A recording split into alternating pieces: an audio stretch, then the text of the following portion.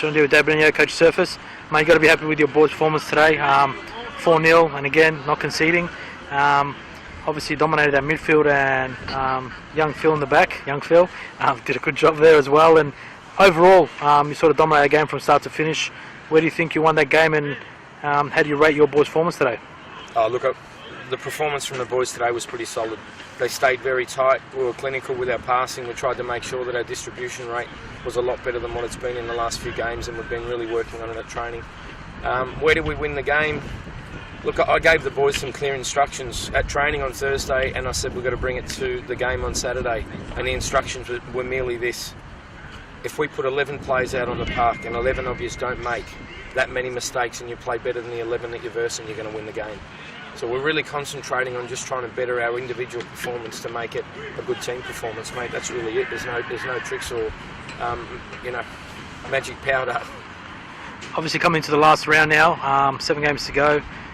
Sort of putting yourself up there in that top 4 and getting amongst it. How do you continue with this and to maintain that top 4 position and see yourself there in September at the end? Oh, look, nothing's a certainty, Alan. I think I'm not going to get ahead of myself.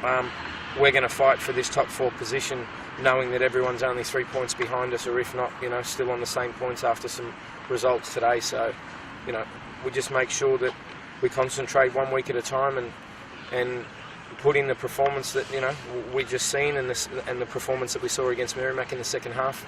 I just want to concentrate on it on a weekly basis, because if I get ahead of myself, which I think I did at the start of the season a little bit, I liked the side that I had, and I backed them a lot, and the performance wasn't really based on the team that was on paper.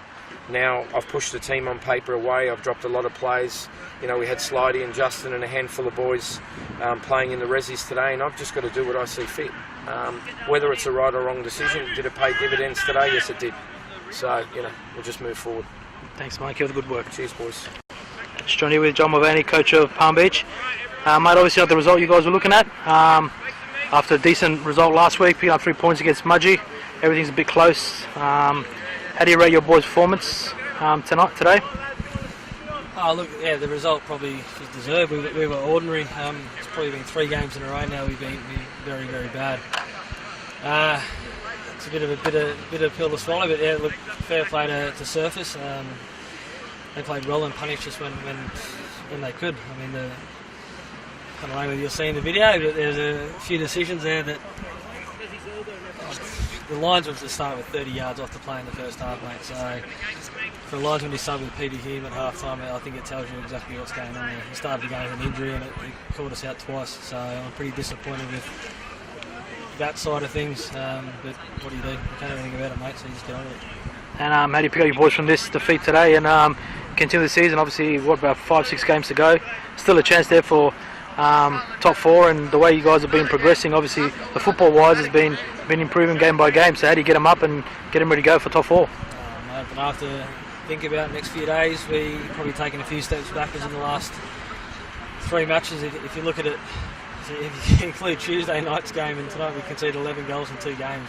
It's not good enough, not acceptable. So we've got a few things to think about personnel-wise, which is going to be the challenge for myself. We've got plenty of numbers, so if these boys can't get themselves up for a relegation fight, I don't know what will. So it's now down to them. I can only do so much as a coach, and I'll do that. And I'll keep stressing the points that I stress, but if you don't follow the game plan, what do? You throw your hands up in the air and hope all goes well, but it's not happening at the moment, so who knows. Thanks for your time, mate.